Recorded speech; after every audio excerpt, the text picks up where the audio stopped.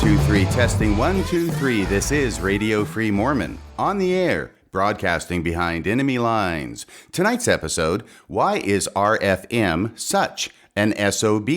As many of you may know, I co-host a podcast that is done on a weekly basis. It is broadcast live on YouTube and other platforms every Wednesday evening at 6:20 p.m. Mountain Time. It's called Mormonism Live, and Bill Reel and I have been doing Mormonism Live for about 2.5 years at this point. We started in December of 2020. We have a great time on the show. We do deep dives into issues of Mormon history and current Mormon subjects. On May 17th of 2023, we had a special guest on the show, Spencer Anderson, who is a professor of accounting at the University of Illinois.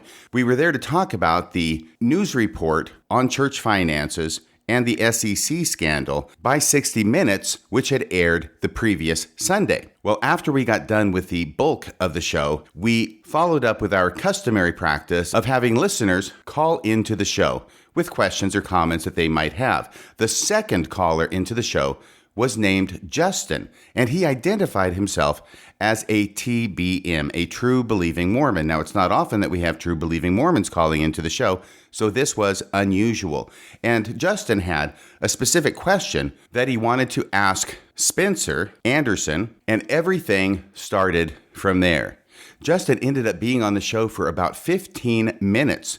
And around halfway through his call, I became involved with questioning Justin. And the main question I had for him was, if he were somewhat troubled by what the leaders of the church had done with the SEC scandal, was there anything that the prophet could do that would be so bad that it would cause Justin to consider him to be no longer a prophet of God? Now, from my perspective, Justin did not answer the question. He was using tried and true tactics in order to avoid answering the question. And every time I saw him start going down one of these rabbit trails to not respond to the question, I pulled him back to the question and once again asked him the question.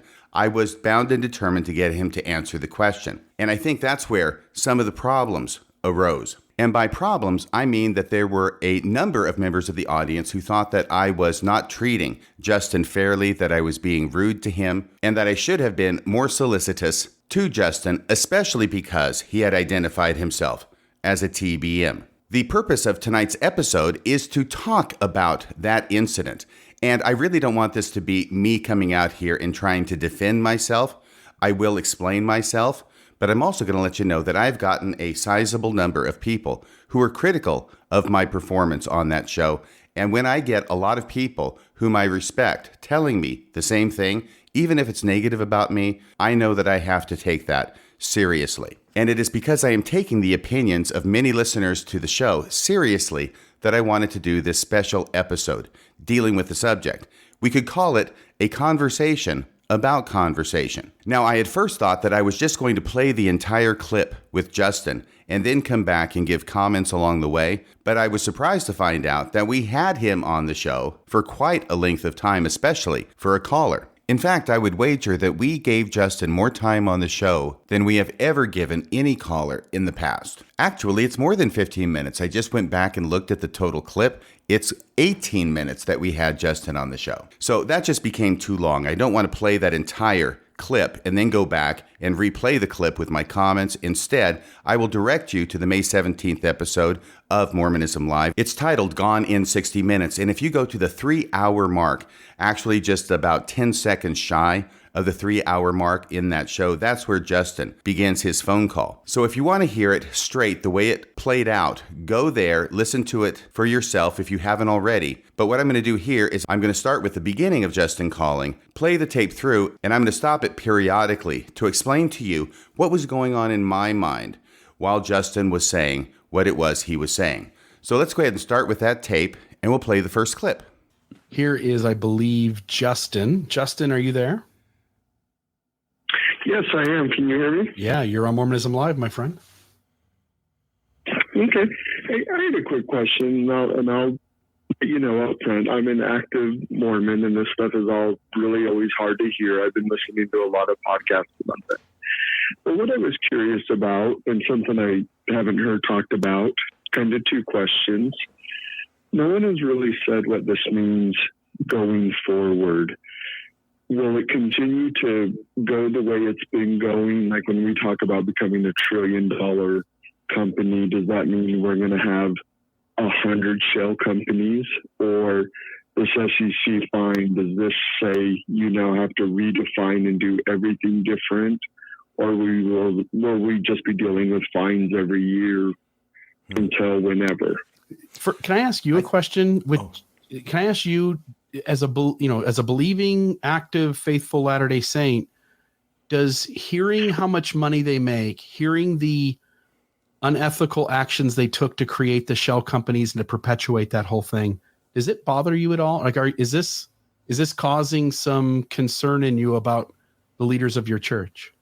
So right off the bat, Justin is called in with a specific question to ask regarding the SEC scandal, and Bill Reel, in his usual adroit and adept way, changes the question and asks Justin a question in return, which you've just heard what that question was. It had to do with how he feels about the leaders of his church having engaged in this SEC scandal, which I thought was a good question, and I was anxious to hear how it was that Justin would respond to it. Me personally, I've worked in a lot of businesses, and I understand a little bit of accounting. So I understand the idea of shell companies is not always a scandalous thing. And this one, it feels like it falls a little more on that. A little more on the scandalous side. Yes. And this is something I truthfully believe in. I believe in many are called, few are chosen. I believe in certain sections of the Doctrine and Covenants, and I believe we do go through periods as a church where we could be a little under condemnation, but still have elements of truth. Does it hit hard and hurt in some elements? Yes. I wish we would take some way more of this and invest.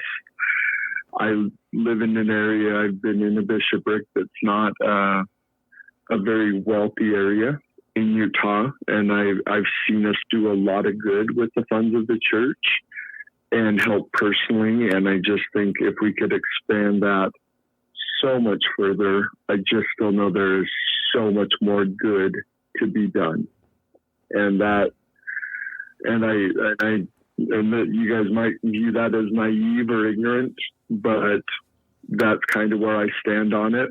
But I would also really like to see a lot of this cleaned up and done better. Now, the first thing I noticed about Justin's response is that it was somewhat ambiguous. Yes, he was admitting that this did look somewhat scandalous, but then he falls back on the idea that many are called but few are chosen, that there can be times when the church doesn't act as good as it should, but that doesn't really necessarily impact the fact that it is true and that it is led by living prophets. But the first thing I wanted to do was to actually do Justin the courtesy of answering the question that he had originally asked. So here I am answering that question. Yeah. Well, I'm glad that you're watching the show, and I didn't catch the name. I apologize. What was the name? Justin. Yeah. Thanks for watching the show. Justin.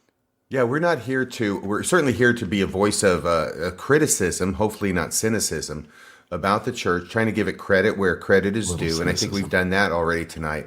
But I'm glad you're watching the show. To answer your question, I think that the days of the shell companies with EP are gone because they got found out because of a whistleblower, and then it got investigated.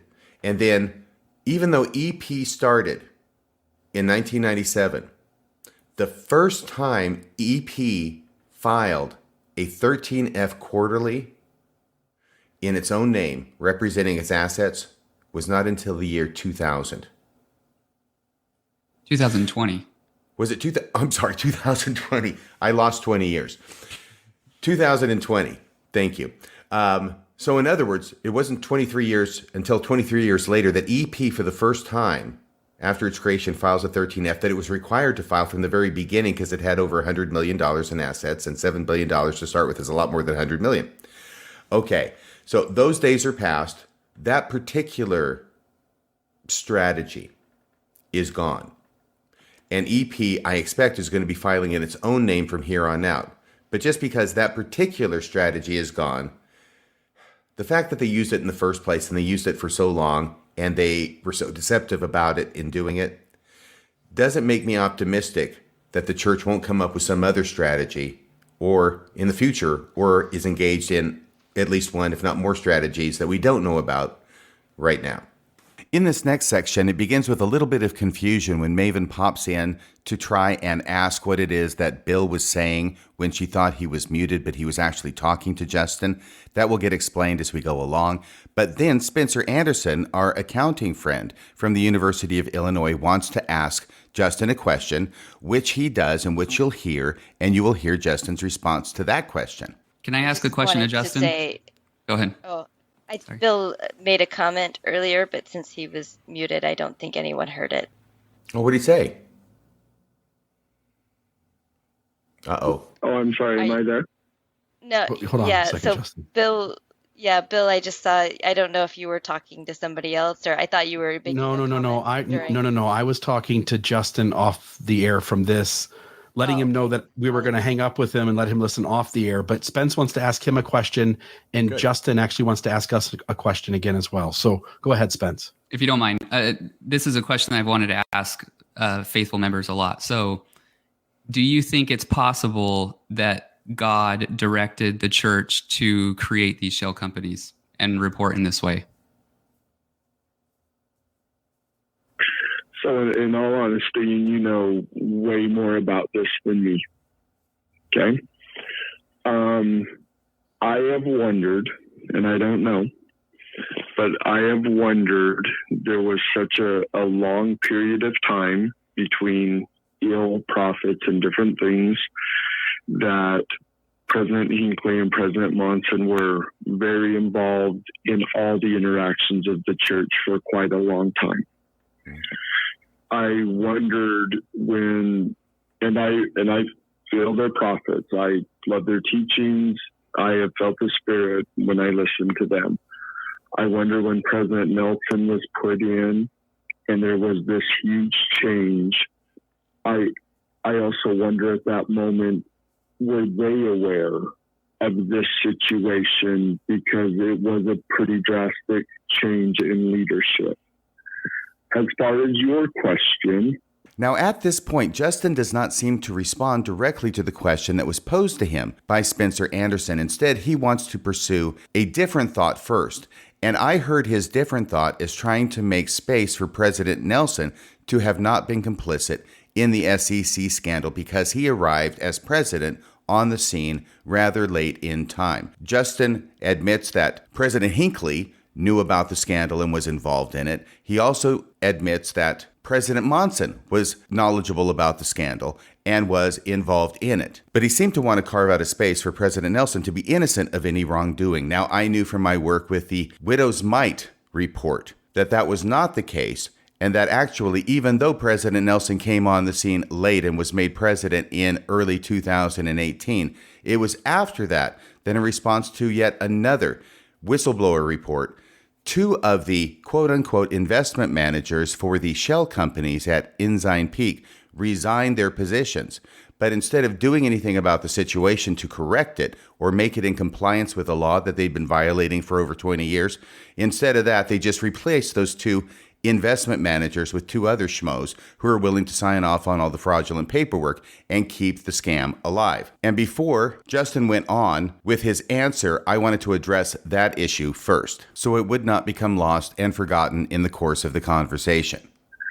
As far as your question...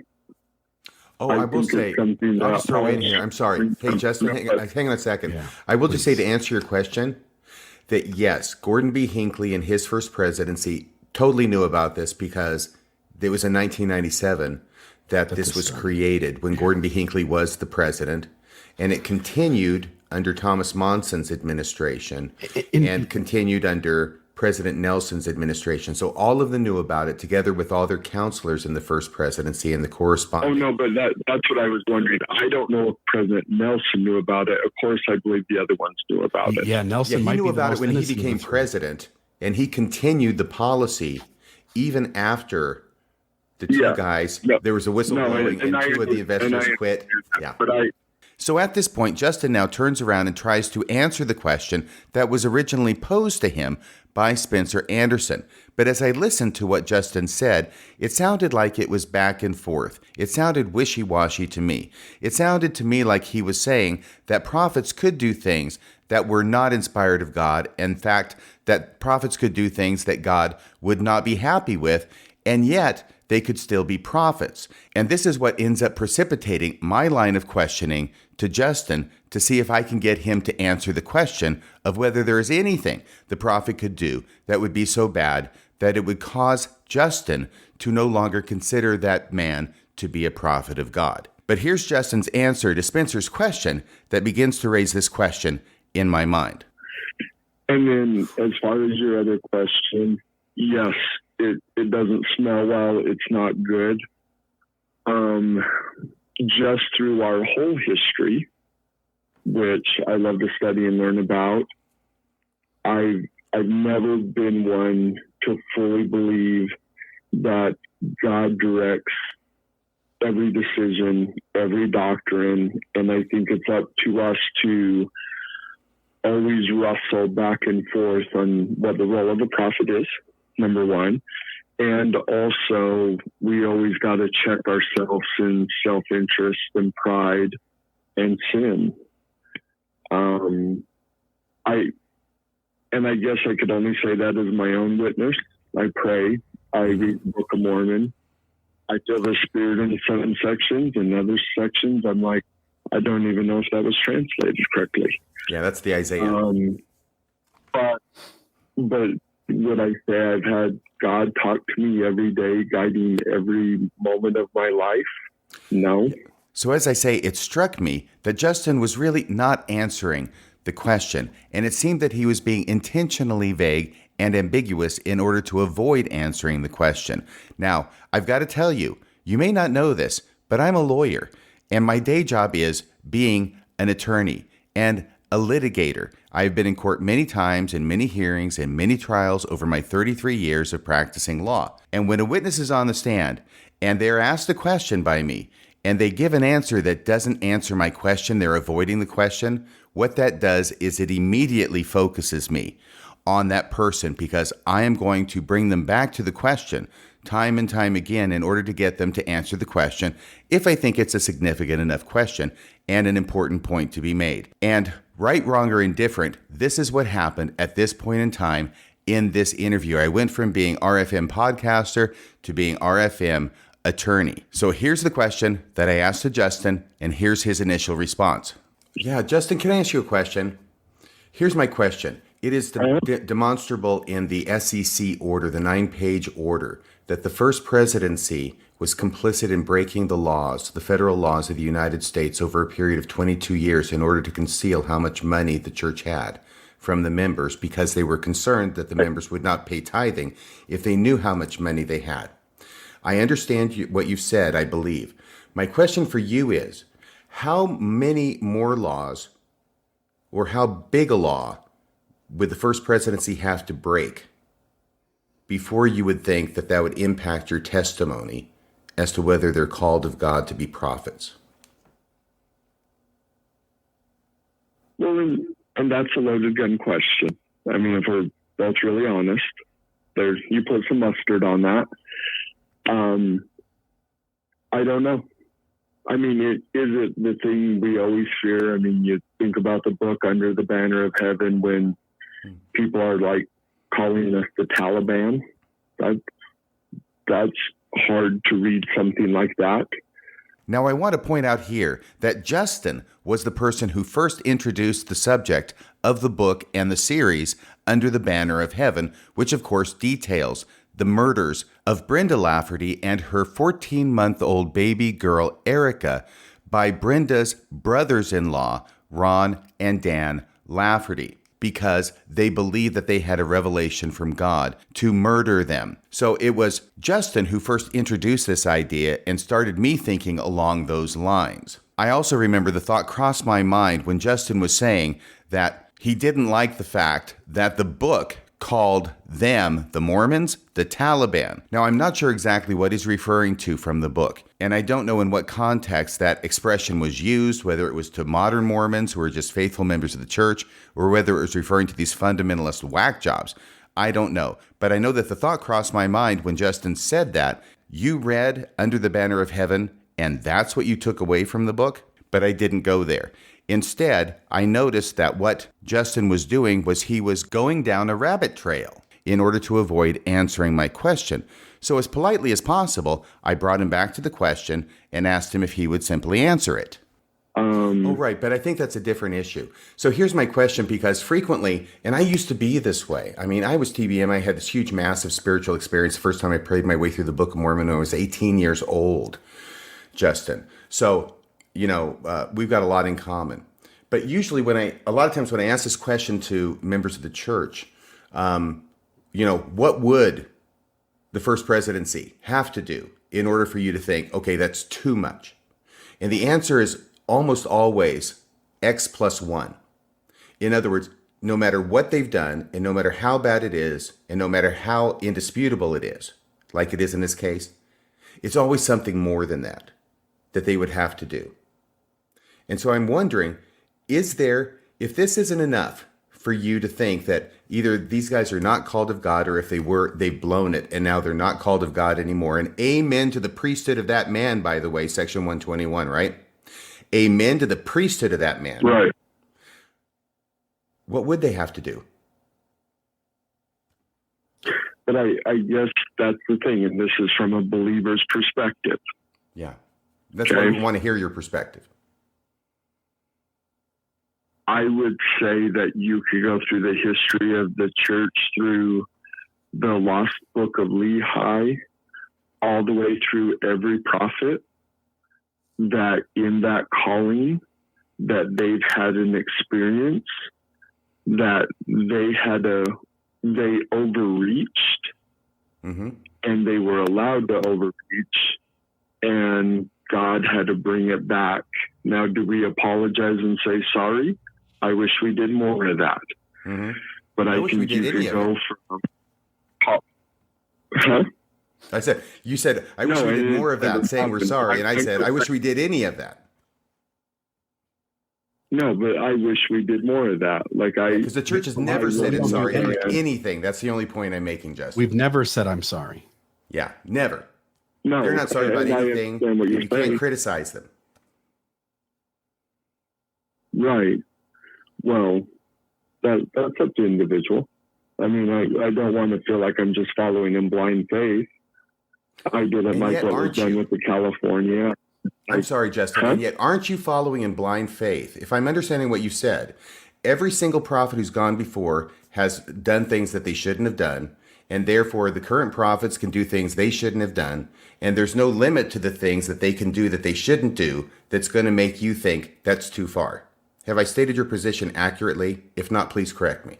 So midway through this clip, we got into a bit of a kerfuffle about the issue of whether the church has ever apologized. Now, Justin never said the church has ever apologized. What he did say is he would like to see the church do more apologizing.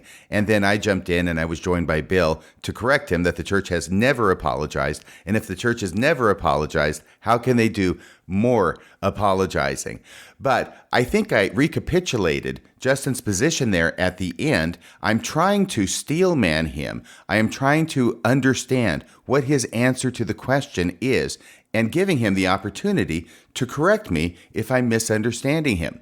And indeed, Justin follows up by trying to answer my question by saying that no, I have not correctly characterized his position, but then he goes on to try and distinguish his position in a way that doesn't sound like it's really distinguished from the position at all. Instead, he starts going into the idea that prophets have a prophetic side. They also have a human side. We have to understand the humanity of prophets. And this does not seem to me to be answering the question either. So once again, I interrupt as politely as possible and try and bring him back to the question at hand. Have I stated your position accurately? If not, please correct me. I understand how you're saying that. Am I correct? But no, of course, there's always elements, and we always got to fix it.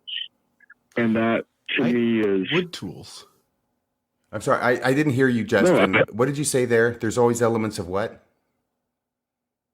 No, there's always elements of humanity and progression. And okay, so you haven't argued with me yet. You haven't told me that there is something that the prophet could do that would be too far for you. And if there's nothing the prophet can do that would be too far for you, that sounds like blind faith to me. No, it's not that at all. Okay, so what could the prophet do that would be too far? Once again, instead of answering the question, which I have posed several times now, Justin is going to go down another rabbit trail, and it's a familiar rabbit trail, and he's going to try and liken his membership in the LDS Church to his citizenship in the United States of America, and say that the history of America has done a lot of awful things, but that doesn't mean he's going to stop being a citizen of the United States. This is a total non sequitur. It's going nowhere. It's eating up time, and it's only serving to try and avoid the question and allow Justin to get away with not answering it. At least that's what I'm seeing at this point. So I interrupt him in the middle of this new rabbit trail and try and bring him back to the question at hand. Okay, so what could the prophet do that would be too far? No, my point is, it's not like I'm looking to check one thing off a list. Just as I would say, I love being an American, but we have a grotesque history in treating people poorly. Does that now mean then I should not be an American anymore? There's I don't think that's answering my question. Yeah. Okay, and the fact that you're not answering my question, and the fact that you seem to be intentionally going to lengths to not answer my question, makes me conclude that you're agreeing with me that there is nothing the president of the church could do, no matter how wrong, that would be too much for you, and you'd say he's not a prophet anymore. Sometimes when a person is not answering the question that's been put to them several times, it is helpful to get them to answer the question by pointing out what it looks like they're doing, and it looks like they're intentionally avoiding answering the question. Once that is brought out publicly, it can sometimes lead to the individual feeling that they really do need to answer the question, and that's exactly what happened here. Finally, Justin comes up with an example of something a prophet could do that he would think would be beyond the pale, and he gives us this example. Well, number one, if you said we got to gather up arms and defend and start murdering people, of course Muskets. I'll be honest, if you asked me to walk back to the 30, that would probably be too much for me.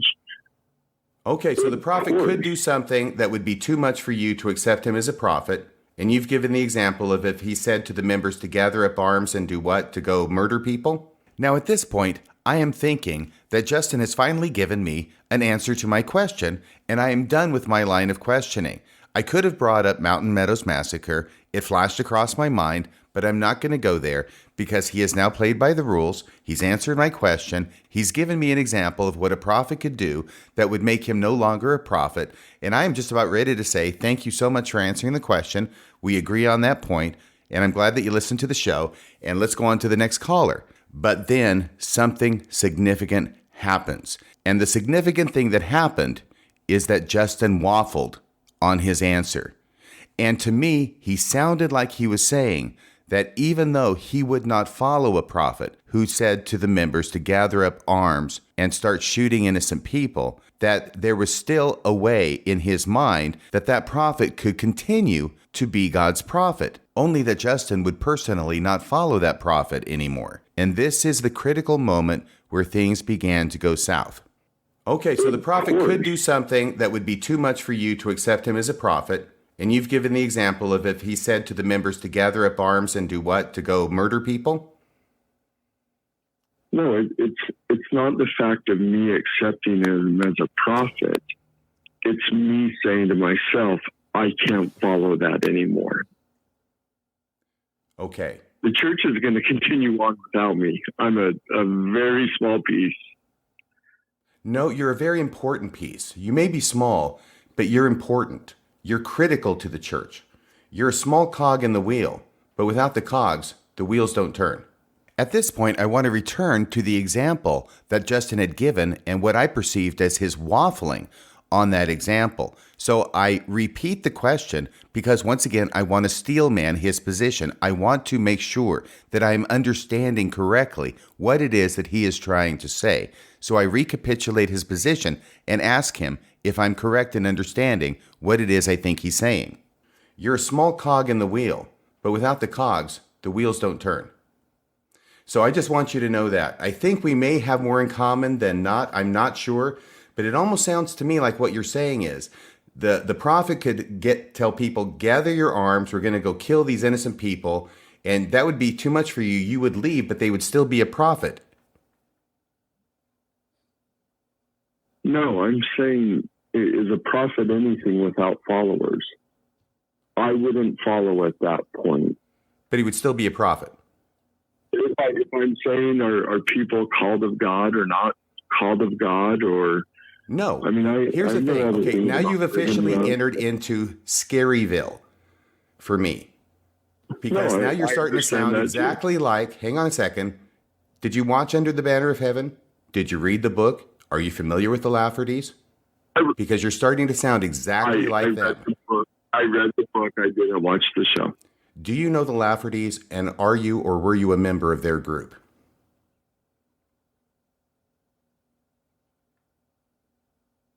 Are you serious?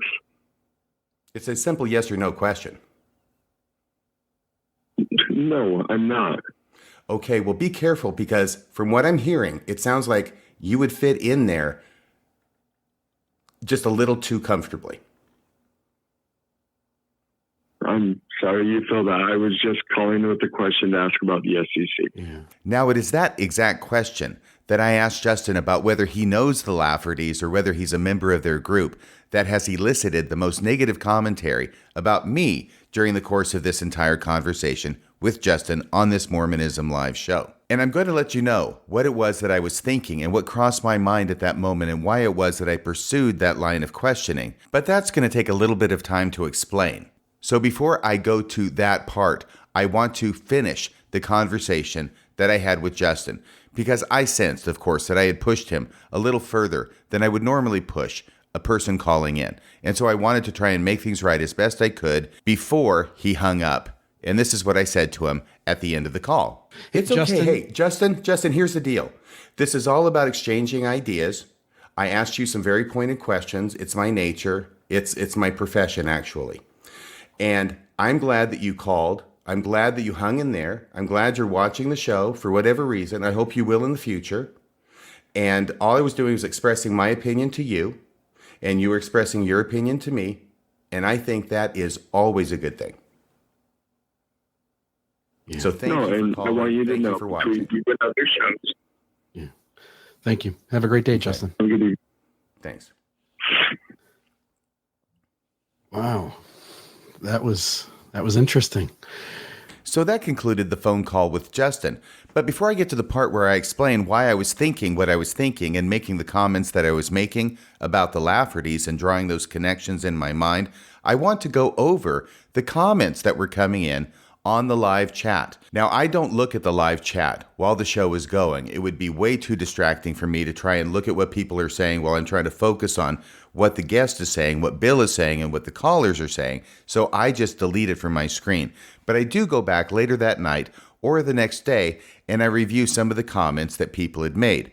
I looked at the comments that were being made in the live chat by the viewers regarding my conversation and the questions I was asking to Justin, and most of those comments seemed to be uniformly positive about me and or negative about Justin, i.e. that he's not answering the question. I want to give you a flavor for those comments right now. I'm going to pull up the live chat from that Mormonism Live episode, and here are a few of those comments. Sir, answer the question. Then this comment, objection, non-responsive. Someone else says, wow, FLDS is my vibe on this call. Man, this guy will just not answer the damn question that Bill asked. Someone else says, great call, Justin. So there's a positive one for Justin in the live chat. Someone else says, Justin, so much good is done by the generous, kind members who are being taken to the cleaners by the leaders of the church. Someone else says, Justin, the fact of the matter is that they did not and have not used the EPA funds for good, other than building a mall and bailing out an insurance company. Someone else says, thanks for calling in, Justin. I appreciate your questions. Another commenter says, this is like when RFM asked if God wanted Joseph Smith to marry a 14-year-old. Winding answer with no point. Someone else says, next caller, please. Someone else says, I don't mean to be rude, but it felt like a complete 180. And I think that comment was about Justin's waffling on that particular question that I had asked him. Someone else says, this is very educational. Another commenter says, we are getting testimonied here. Another comment says, Justin, a whistleblower holding the church to its own teachings of honesty and following the law is not persecution. They have reaped what they sowed. The government investigated without bias. Maven then stands up for how much time we're giving to Justin by saying, I understand this person can be frustrating, but it's a pretty big deal for a believer to be watching, let alone call in, and I think he deserves some patience from the hosts. Someone else says, great question, RFM. Again, someone else says, answer the question, Justin. Someone else says, I love this caller. Then another comment in the live chat, no wonder no TBM can answer the question clearly. What would it take to shake your testimony? Another commenter says, wow, it was a simple question, and in essence, how he answers will divulge his own level of integrity.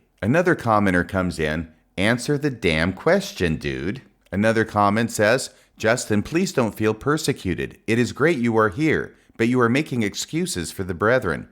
They would not do the same for you. They would excommunicate you or call you to repentance. Somebody else says, great cross exam, RFM. Someone else says, this is a yes or no question, Justin. Another commenter says, props to Justin for staying engaged. And I agree with that comment, by the way. Someone else says, this guy won't answer a question. It's like trying to catch a fish with a shovel instead of a fishing rod. Another comment says, he draws the line at murder. That's a start. That's how I was feeling too at the same time. Someone else says, murder someone, as in blood atonement?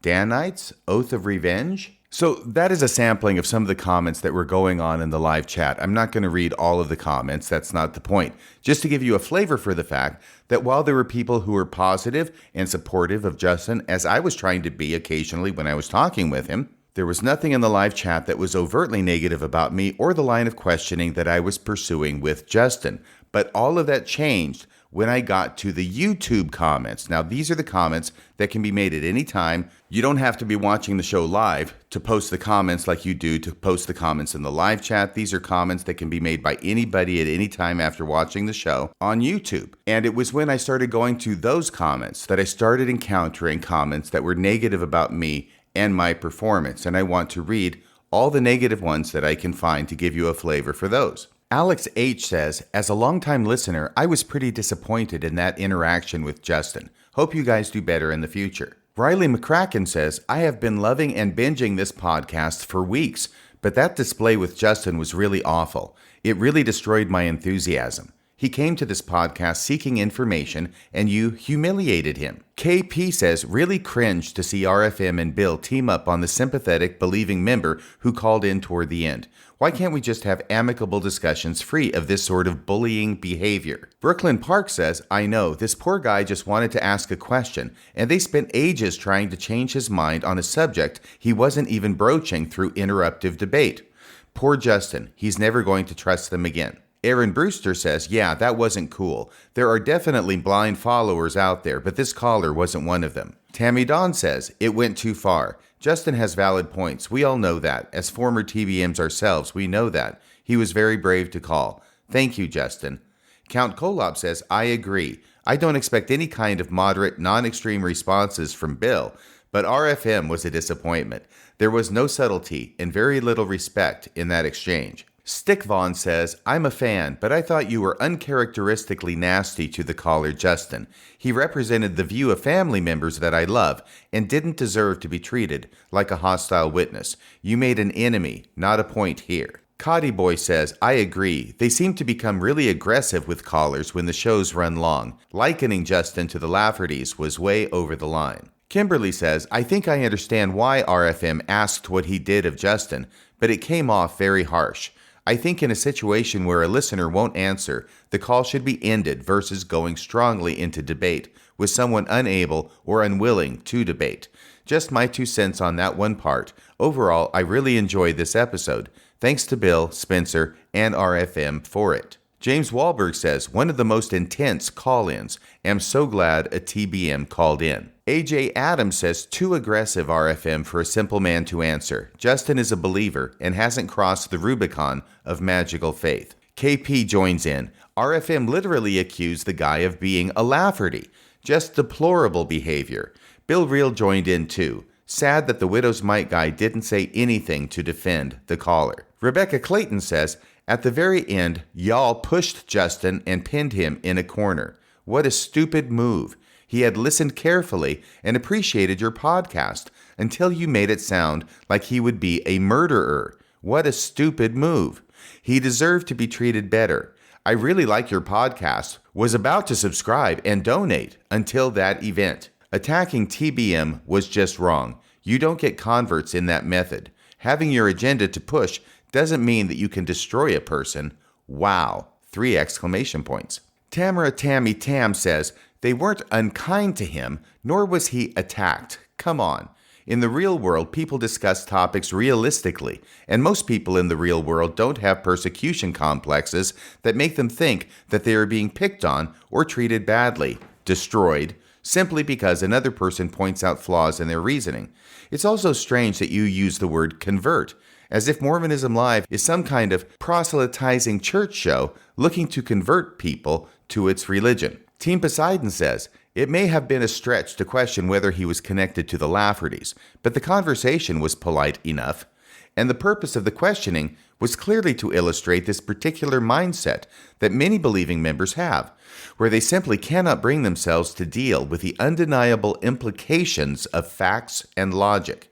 It became clearer and clearer as Justin hemmed and hawed and equivocated and diverted just to avoid honestly dealing with a simple question, namely whether there is any amount of evidence that could convince him that someone who claims to be called as a prophet of God actually is not a prophet of God. He simply could not come up with any reasonable response. He finally came up with an example of something that would be too far for him personally, but couldn't bring himself to clearly state that it would convince him that the person was not a true prophet. It's that level of mind control that I'm sure prompted the question about a possible connection to the Lafferty mindset. Noah Heminger says, I think RFM made a valid point, and if the caller has any humility, he'll think long and hard about it. Richard Peckjack says, without much introspection or analysis, most members will automatically do backflips to defend the church, even at the expense of their own integrity. And here I wade into this particular subthread of the comments on YouTube, and I said, I appreciate the feedback, Rebecca. She was the first person who commented in this particular subthread. Poseidon nailed it. The reason my questions became more direct was because Justin would not answer them. And just when I thought we had reached agreement with his example of prophets inciting violence, and I was going to use that agreement as a point to end the discussion on a friendly note, he waffled. Rebecca responds to me, believe it or not, but some people need time to answer, and sometimes the question is so new that it might take quite a bit of time. You blew it. Do you want a convert by converting instantly, or a person who comes back because you got him started on thinking? And then Kid Freshy says, Justin wasn't arguing in good faith, and they exposed him for that. Had Justin engaged in good faith, the conversation would have been different. Just more gaslighting and obfuscation, and that should always be exposed. So you can see there's definitely a conversation going on about whether what I did was right, whether it was wrong, whether it was too far, whether it was not far enough. But I am definitely getting the sense that there are a number of listeners who did not like what happened. And that's the main reason that I'm doing this podcast today. So we've got pretty good comments in the live chat. Things are starting to turn negative about my line of questioning in the comments on YouTube. But then the emails start rolling in. Sometimes people will email me through the Mormon Discussions email address. Those go to Bill Reel, and once he sees them, which can take some time, he will forward them to me, and it may take some time for me to see them as well. But there were 2 emails that were forwarded to me by Bill Reel that I just saw yesterday, and I'm recording this part of the podcast on Saturday morning, May 27th, 2023. So the first time I saw these emails was Friday morning on May 26th, 2023. I want to read you these two emails, which were very critical of my behavior in the podcast. I'm not going to include their names because these are private correspondence as opposed to public comments made on the YouTube comment section or in the live chat. But this first one runs as follows. It's dated, by the way, Sunday, May 21st of 2023. Dear RFM and Bill, my wife and I began listening to Mormon discussions back in 2014 as we were beginning to slow transition out of the church. Bill's gentle approach at that time was perfect, and we progressed as he did. When RFM began podcasting on your platform, he joined Bill as one of our favorite podcasters. Your research and informed insight is always well done. As seniors with children who we indoctrinated into the church, we are in a tricky position. Some of our children and grandchildren are still full TBMs, and it is always difficult to know how to interact with our believing loved ones without hurting them. Your podcasts continue to help us in many ways. Thanks for all you do. Now we need to add a comment of disappointment. It is hard to do because of how much we appreciate all your efforts and know how difficult it is to respond to callers in live broadcasts. However, we were saddened by RFM's response to Justin. He was the TBM who called at the end of this last Mormonism Live, May 17th, 2023. We felt what RFM did was a form of badgering. Especially to compare Justin to the Lafferty brothers was uncalled for. It would be hard enough for a believing member to call your show, but then to be treated so poorly had to hurt. You may have been correct in some of what you said, but your approach to him was unkind and unnecessary.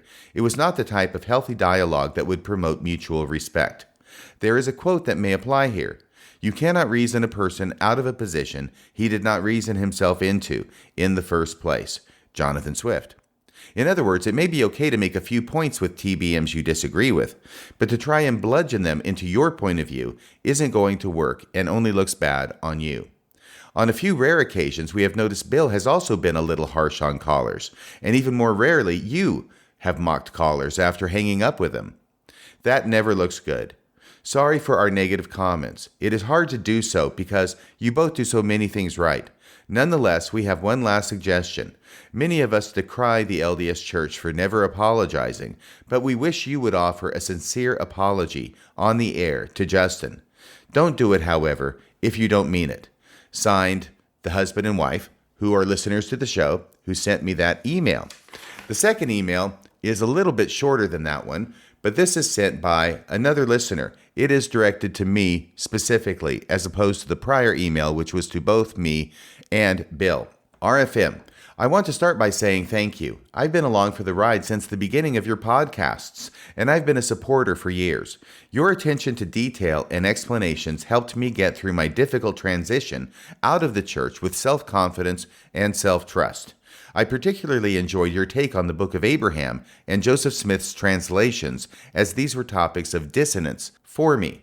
Unfortunately, I was deeply saddened by the end of episode 128 on Mormonism Live when a caller, Justin, identified as being an active member struggling with this whistleblowing SEC scandal. I was happy to hear an active member was calling into your podcast, and he was calling not to debate with you, but to ask sincere questions. This was a missed opportunity to make inroads with this segment of your fan base. Instead, he was attacked, insulted, and constantly cut off. It was embarrassing to listen to.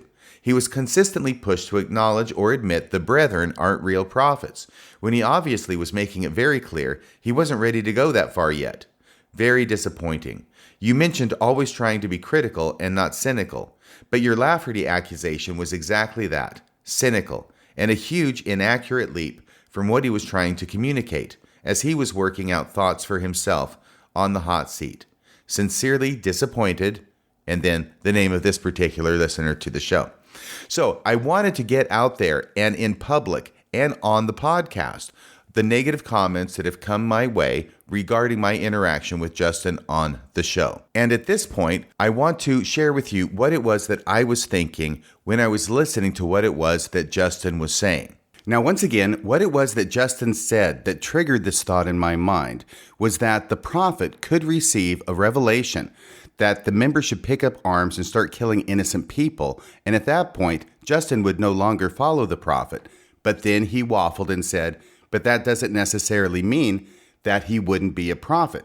This immediately brought to mind the interview with Dan Lafferty that was conducted back in the year 2000. Now, let me give you the thumbnail sketch about the Laffertys, just in case there's anybody out there who doesn't know the basic building blocks of the story. The Laffertys were a family who were members of the Church of Jesus Christ of Latter-day Saints. They were very orthodox in some ways. In other ways, they were ultra-orthodox. And the adult sons of the Laffertys, or at least some of them, began to take things even further than their parents had. Specifically, Dan Lafferty had become involved in a group called the School of the Prophets. And one of the main points of the School of the Prophets was to practice receiving revelations from God. Dan invited his older brother Ron to join in, and Ron was initially skeptical, but eventually he fell in with the group and began receiving revelations of his own. And at one point, Ron begins to receive a revelation, which he tells his brother Dan that he's received a revelation that a woman, Brenda, and her 14-month-old baby should be taken out of the way, destroyed, murdered. And Brenda and her 14-month-old baby, Erica, were not strangers. They were actually members of the Lafferty family.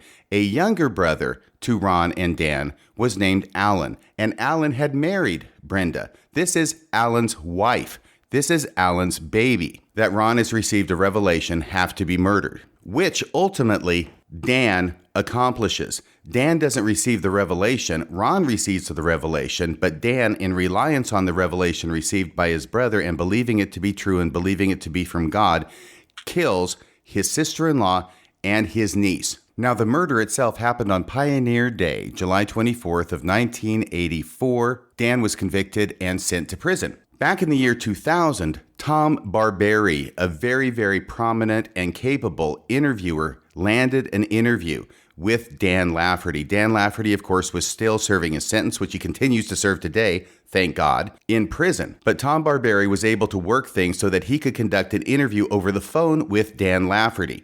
And a listener to the show had told me that back in 2000, he recorded this interview by audio cassette. And he had kept that audio cassette. He sent it to me. I converted it over to MP3, and I put the entirety of the interview up on the Radio Free Mormon podcast last year. But there was a theme that came up a number of times in this interview. The interview itself is less than an hour, but the theme was that if God gives a revelation to somebody, and that revelation says that somebody has to be killed, then Dan's point of view was, yes, that's serious. Yes, that has to be treated very cautiously.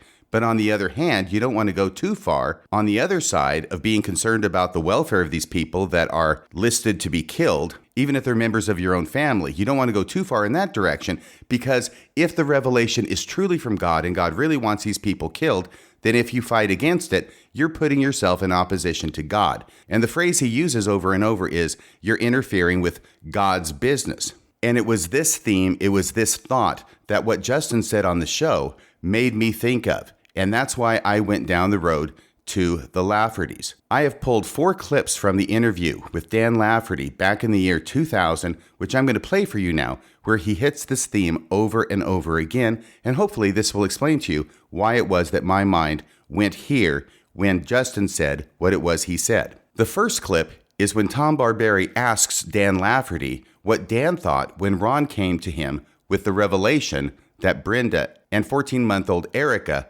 should be killed. He came to me actually trying to find some consolation, I guess. He said, I'm receiving a revelation that's frightening me. And I said, well, does it seem the same as the ones you've had before? I didn't want to pressure him or make him uncomfortable in any way. And I determined that he felt like he was receiving it in the same way. And I says, well, when you feel comfortable, you can talk to me about it. And in due course, he told me that it was talking about taking lives. And I says, oh my, that is heavy. I can see why it's concerning you. All I can say is just continue to be as sensitive and careful as you can be. Don't err on the side of care either. You don't want to offend God by not being willing to accept what he's telling you. And at the same time, don't tip over the other side either. And in due course, he told me about this revelation where it said that it was talking about removing these 2 individuals who had become obstacles. So there's the first part of the interview where Dan starts talking about revelations to kill somebody, being serious, but not wanting to oppose them just because you're talking about killing somebody, because this might be God's will.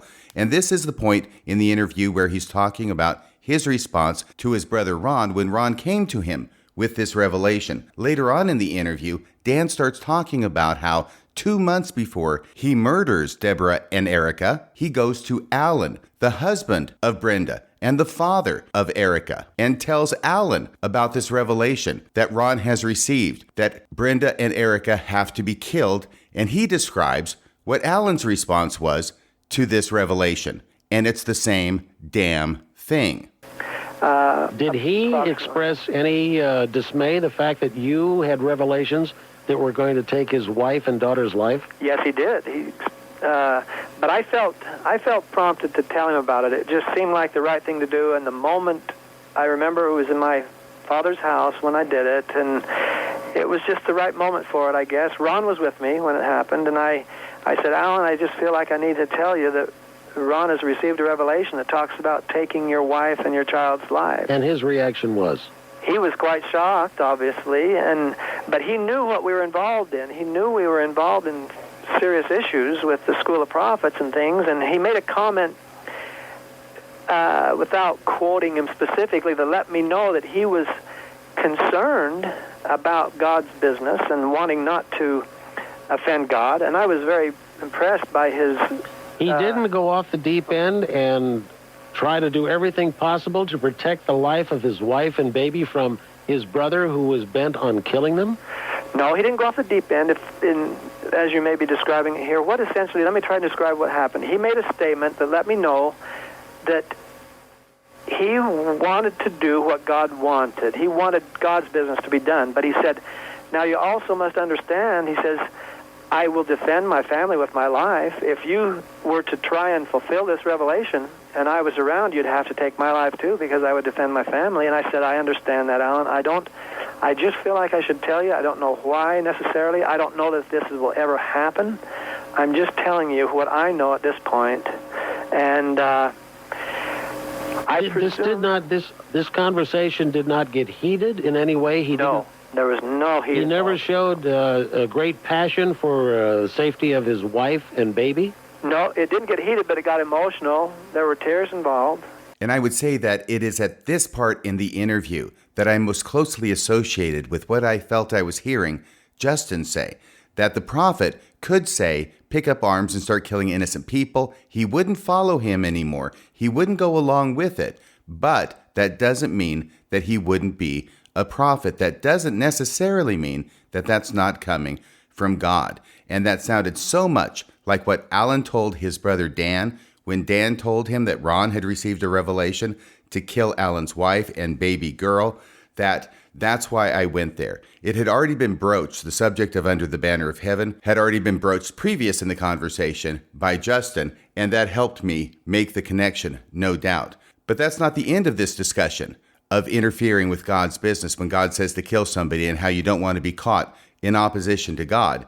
He goes on 2 more times, and the next clip I'll play is when the interviewer, Tom Barberi, asks Dan to reflect on his life. It's now the year 2000 when the interview is taking place. The murders had happened on July 24th, 1984, 16 years previous, and Tom Barberi asked Dan if he's had a chance to reflect on this and if he's come to the decision that maybe that wasn't God speaking at all. And here's what Dan has to say. You don't ever second-guess your actions? Well, I wouldn't say I don't second-guess them, because I have had some good long talks with God about this, and I've been willing to. In fact, I had a good talk with God about, I said, if this isn't your business, God, and I've done wrong, it's not because I did intentionally wrong. If I've done wrong, you need to let me know, and maybe I've gotten into a hole too deep to dig my way out of, but I'll do whatever I can if you'll let me know that I've done wrong, because God knows that I never did anything intentionally wrong. And if I've been deceived, I need to know that if there's anything I can do about it. And this, of course, is your opinion. You have no idea. You haven't gotten any written text from God or Anything else? This is just your internal feelings. That's primarily what has been my guiding influence. And yeah. you've never gotten any messages, however they come to you, saying that you did the right or wrong thing, or is God ignoring you? Not on that subject. Well, God didn't ignore me because I feel like I got to a comfortable place on that subject I was discussing with him when I finally felt like I probably should address it. I had acknowledged, very few people ever considered that I have done wrong or done right. And I thought, well, maybe I'm equally in error to never think that I've done wrong. I better consider the possibility. So I have been through that. And you came to the conclusion that you did nothing wrong. And I was able to resolve completely to my own satisfaction and comfort that it was God's business, and I've been comforted in that. So that's the third clip from the Dan Lafferty interview conducted by Tom Barberi, in which Dan reiterates this theme of not wanting to get involved in God's business. You don't want to come out in opposition to God, even if God has given a possible revelation that someone should be killed. It's possible it could be from God, so you don't want to come out against it. You're just going to ignore it. You're just going to let things take their course, or in Dan's case, he's going to lend a helping hand. The fourth and last time this subject is broached by Tom Barberi is right at the end of the interview. And in this question, he couches it as asking Dan Lafferty, what would Dan Lafferty say to somebody if this somebody came to him and told them that this somebody had received a revelation that somebody else should be murdered? And here's Dan's response, which will not surprise you. It is consistent with everything else he has said on the subject. Dan, would you have a last quick question for a short answer, because I'm really out of time. Okay. Would you have any thoughts to tell somebody who thinks that they are getting these kinds of messages to commit this kind of an act? Well, I've had that question posed to me before, and all I can say is I wouldn't, people have got to do what they feel is right. I couldn't see myself trying to prevent someone from doing something they thought was right, as long as it didn't involve me, I guess. But I really don't know that I'd have any kind of useful advice there. I'm big on free agency, so that opens up pretty... Even if that agency would take the life of another individual? Well, here's the problem. What if it is God's business? If someone says they think God's directing them to do something, I surely wouldn't want to be standing in God's way. That's not a good place to be. And what if it isn't?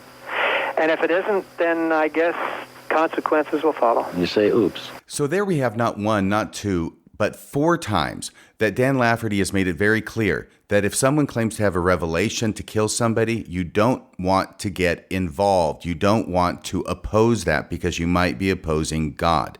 And I want to make it clear that in my mind, I wasn't associating Justin, the caller, with Dan or Ron Lafferty. I was associating him in my mind with Alan Lafferty, who, even though it was his own wife and daughter who were marked for murder, he wasn't going to get in the way of that. If he was there, he'd have to fight to defend them. Of course, he'd fight to the death to defend them. And then coincidentally, I suppose, on a state holiday, Pioneer Day, July 24th, 1984, Alan, the husband, just happens to be away from home at work in Ogden when his brothers, Dan and Ron Lafferty, show up at the house to do the wet work. But as I say, this podcast is an attempt to have a discussion about what happened with Justin, my response to him, Justin's response to me, and I'm doing it by way of explanation as opposed to attempting to defend my actions. I hope I don't come across as overly defensive. As much as it makes sense to me what I was thinking when I was having this exchange with Justin, it also occurs to me that when a group of people who are listeners to the show come to me and say, I think that you were off here, and I think that you shouldn't have done it this way, I am more than open to hearing the criticism and acting upon it and doing my best to change my behavior. I always want to try and be better and produce the best podcasts that I possibly can. One of the listeners who wrote me an email had suggested that I do a public apology to Justin, and I'm certainly happy to do that, and I'll do that right now, and I'll do it all day long because I did not mean to come across as harsh to Justin or putting him in the hot seat. I think that I got carried away. That's probably the best thing I can say. My lawyer training, the instincts kicked in, and I didn't rein them in soon enough. So sure, I apologize absolutely to Justin publicly, but I can do you one better than that. Because it's not just today, on Saturday, May 27th, 2023, that I started feeling bad about this. I have had some qualms about it ever since it happened. I received negative feedback as well as positive feedback about the exchange. But the negative feedback weighed on me. I did not want to be seen as a person who would come down like a bag of rocks on a TBM who calls into Mormonism Live. So I thought, how can I possibly get a hold of Justin so I can apologize to him personally? And then the thought hit me. By the way, this is Tuesday night. Last Tuesday night, on May 23rd of 2023. And I thought, wait a second, Justin called into the show. He's got a phone number that he called from. So I texted Bill because I don't handle the call-ins. And Bill does. And I texted him and I asked him if he had Justin's phone number. He texted it back. I called Justin the following morning on Wednesday, just this past Wednesday, May 24th, and I left him a message. I then texted him later that day because some people don't listen to their messages. They respond better to text. And indeed, that was the way it was with Justin. And he called me back. We had a nice 37-minute conversation on Wednesday afternoon. He was very glad that I had reached out to him. I was very glad that he had called back. We had a nice 37-minute conversation. And almost right off the bat, he was apologizing to me, which wasn't the point of the phone call, but he's apologizing to me because he said after this happened, he listened to it again and he realized that he wasn't answering my question over and over. So he apologized to me for being frustrating to me by not answering my question. And I said, wait a second, Justin, you don't get to apologize to me before I apologize to you, because that's the purpose of this phone call. So we had a nice conversation. We shared some thoughts, some experiences, back and forth. I explained to him everything that I was thinking during his phone call, just the way that I have been explaining it tonight. We ended on good terms. We are now friends. I hope he has me on speed dial. One of his requests at the end of the show was that the next time he calls, he gets put to the head of the list. And I said, absolutely, we will do that. And I also want you to know that without my asking, Justin volunteered toward the end of our phone call for me to use this conversation and the mutual apologies going on to tell the audience that that's what happened. So that's what I'm doing with Justin's permission. So that's about all I have to say on this particular issue of the phone call with Justin. It does remind me of a saying from my favorite prophet, Walt Whitman, who once said, "I am the worst man I know, but thank God I am also the best." Well, that's about all for tonight. Thanks for listening. Until next time, this is Radio Free Mormon, signing off the air.